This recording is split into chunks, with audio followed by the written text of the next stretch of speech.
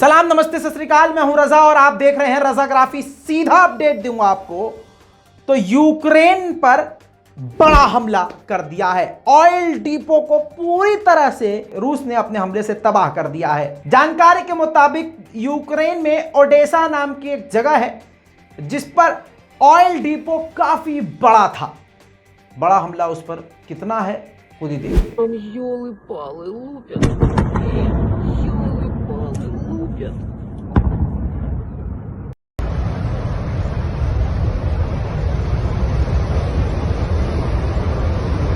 इसके अलावा यूक्रेन की मिलिट्री साइट पर ड्रोन अटैक रूस की सेना लगातार कर रही है।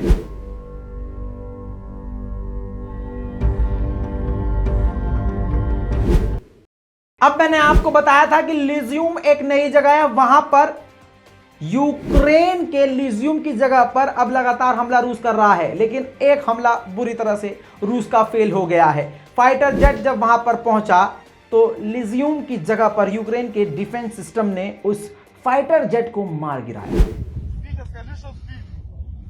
Вот на село что-то падает. Ебать, прям на дом. Ебать. Вот. इस खतरनाक जंग के बीच तुर्की का दबदबा नजर आया। तुर्की के प्रेसिडेंट रजब तैयब एर्दोगान ने जो रिक्वेस्ट करी थी यूक्रेन और रूस से कि ह्यूमैनिटेरियन कॉरिडोर खोल दिया जाए, तो रूस ने मान लिया है और कई घंटों का सीज फायर करके, यानी कुछ घंटों का सीज फायर करके एक जगह को रास्ता बना दिया है कि यहाँ ठीक है, आप इस जगह से निकलिए, हम यहाँ पर हमले नहीं करेंगे। इसी के साथ आपको एक सबसे बड़ा अपडेट बता दें कि यूक्रेन के ऑफिशियल्स ने क्लियर कट ये दावा कर दिया है कि रूस हमारी बातों को मान रहा है, लेकिन सिर्फ क्रीमिया वाली शर्त को छोड़कर। बाकी रूस से हम जो कह रहे हैं वो रूस मान रहा है। इसका मतलब ये माना जाए कि रूस पर यूक्रेन भारी पड़ रहा है, लेकिन अभी कुछ भी कहना ठीक नहीं होगा, क्योंकि व्लादिमीर पुतिन का दिमाग कोई नहीं समझ सकता। कब वो क्या कर दें और कौन सी चाल चल कर बाजी पलट दें, ये सिर्फ पुतिन ही जानते हैं। इसी के साथ रूस के क्रेमलिन ने जबरदस्त तरीके से तुर्की की तारीफ करी है। कहा है निष्पक्ष होके, रिपोर्ट देख लीजिए, निष्पक्ष होके, बिल्कुल बेडर होके, बेखौफ होके तुर्की बिल्कुल सही मायनों में बराबरी से फैसला कर रहा है और बराबरी से काम कर रहा है। इसी के साथ आपको यह बात अच्छे से पता है कि यूक्रेन को हथियार सबसे ज्यादा अमेरिका और ब्रिटेन दे रहे हैं। तो अब ब्रिटेन को रूस की तरफ से खुली धमकी मिल गई है कि अब जो तुम हथियार दे रहे हो, अब सीधा उसी डिलीवरी एरिया पर और तुम्हारे डिलीवरी करने वाले पानी के जहाज, यानी जहां से शिपमेंट आता है, या फाइटर जेट या आपके प्लेन को हम निशाना बनाएंगे। यानी अब डायरेक्ट यूके को धमकी दे दी गई है। साथ में आपको बता दूं कि जर्मनी की इतनी हवासंट है कि जर्मनी ने, देख लिए, प्रूफ लगा रहे हैं कि जर्मनी ने ऑफिशियली ऐलान कर दिया है जर्मनी ने कि हम नेटो की सेना को कभी भी यूक्रेन में तैनात नहीं करेंगे। क्यों? सीधा रूस के खिलाफ अगर उतर गई नेटो की सेना तो वर्ल्ड वॉर 3 शुरू हो जाएगा और अमेरिका हो या ब्रिटेन, रूस से सीधा टकराव लेने में अभी भी इनके पेट में दर्द हो रहा है, दम नहीं है। दोस्तों, इसी के साथ आपको बता दूं, पोलैंड की भी सिट्टी पिट्टी गुम है।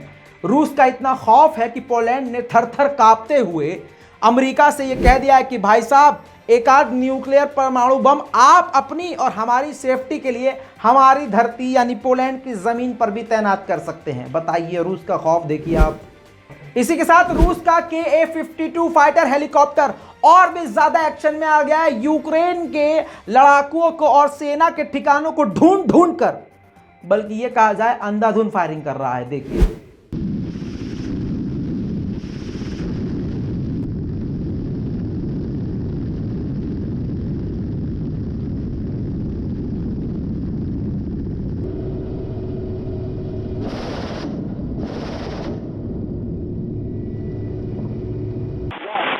Понял. Пушка разрешен.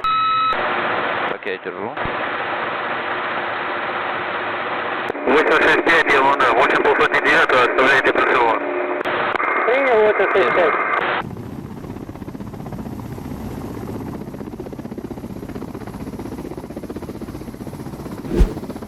एक तरफ दुनिया में भाई साहब जंग चल रही है, दूसरी तरफ भाई हमारे हिंदुस्तान में मुसलमानों के खिलाफ जो आतंक था वो कामयाबी से बढ़ रहा है। हिंदूवादी संगठनों के द्वारा मुसलमानों के खिलाफ जो नफरत फैलाई गई है वो कामयाब हो रही है। यूपी के मेरठ का हाल आपको यहां पर इंटरनेशनल रिपोर्ट में बता रहा हूं कि हाल ये हो गया, जरूरी है इसलिए बता रहा हूं, जानना आपके लिए जरूरी है। वेज बिरयानी बेच रहा था एक मुसलमान युवा, उसका सारा साजो सामान पलट दिया, सारा माल गिरा दिया हिंदू संगठन के लोगों ने। देखिए कितने लोग थे?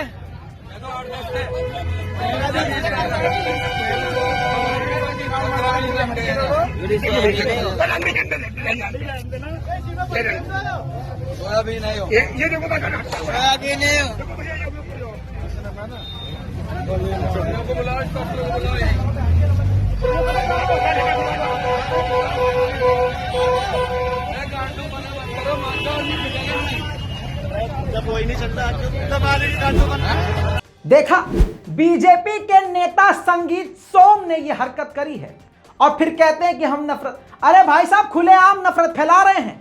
जंग से ज्यादा बुरा हाल भारत का हो जाएगा अगर इन नफरत फैलाने वाले लोगों पर कार्रवाई नहीं हुई। लेकिन हम बता रहे हैं आपको नहीं होगी, क्योंकि नफरत अगर मुसलमान फैलाए तो उस पर 2 सेकंड में यूएपीए लग जाता है, और अगर हिंदू फैलाए तो वो तो उसका धर्म है भाई, वो तो काम है, वो तो कर सकता है, वो तो हिंदू है ना। ये चल रहा है हिंदुस्तान में। उन लोगों की गलतफहमी है कि सिर्फ मुसलमान ही मारे जाएंगे, निशाने पे सब आएंगे। जब हमारे देश का बुरा हाल होगा तो आप भी लपेटे में आएंगे। गौ रक्षा के नाम पे मुसलमानों का कत्लेआम करने वालों के हत्थे इस बार खुद हिंदू भाई लग गया, जिसने खुद बीजेपी का बटन दबाया था। मैं प्रूफ आपको दिखाऊंगा। वो खुद गाय पालता है, डेयरी है उसकी, बीमार गाय थी, वो ट्रक से एक जगह से दूसरी जगह गाय को लेके जा रहा था, उसको पकड़ के मारा पीटा, गरियाया, 100 नंबर पे फोन किया, प्रताड़ित किया। दर्द सुनिए। नमस्ते भाइयों, मैं कपिल बेसोया गाँव मग्गापुर से। बड़े दुख के साथ कहना पड़ रहा है कि मैंने उस सरकार को वोट दिया है जहां कुछ दले अपनी मनमानियां करने लगे हैं। आज हम अपने पशुओं को अपनी किसी बीमारी की वजह से वो परेशान थी, जिसकी वजह से हम उसे ट्रक में मेरे बड़े भाई लेके जा रहे थे, और कुछ दल वालों ने आके जबरन उसके साथ एक मारपीट की है। उस पुलिस बुलाई है, पुलिस बुलाकर हम पे जबरन हम पे दबाव बनाया गया। आप बहुत गलत कर रहे हो, आप जानवरों को काट के और खाने वाले लोग हो।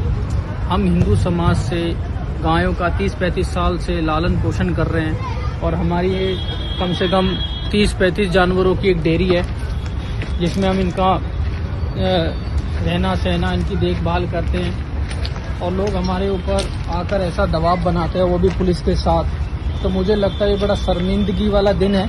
ठीक है, हमारी भैया ये गाय हैं, ये सब हमारी गायें हैं, ये रही, ये सब हमारी गायें हैं। हमारा इतने सालों से गायों का काम है। और ये हमारे पिताजी हैं।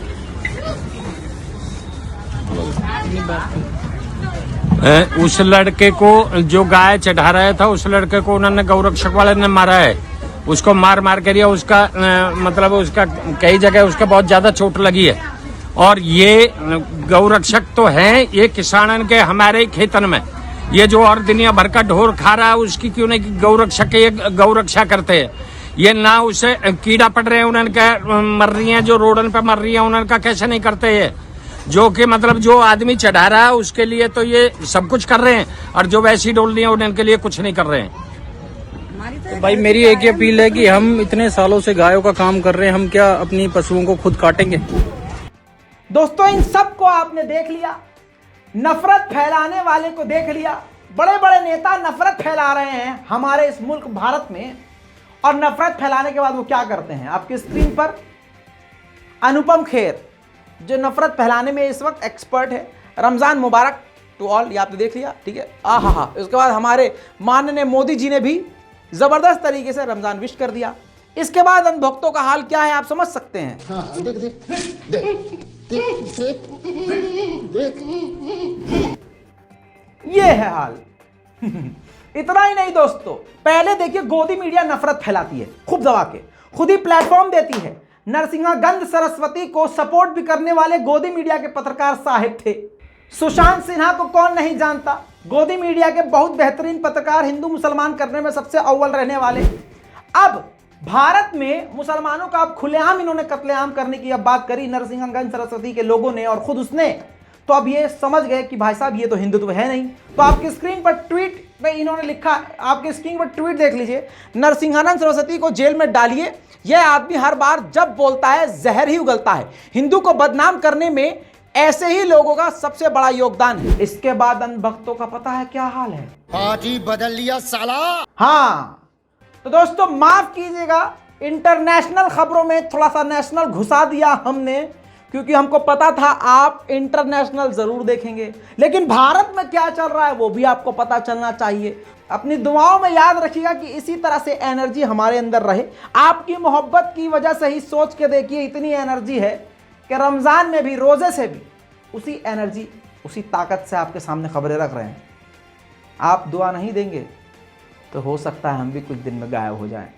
दुआओं में सबसे बड़ी ताकत है। इस पूरी रिपोर्ट पर आपकी क्या राय है, अपनी राय कमेंट में लिखिए, रिपोर्ट को शेयर कीजिए। मैं हूं रजा और आप देख रहे हैं रजाग्राफी। जय हिंद।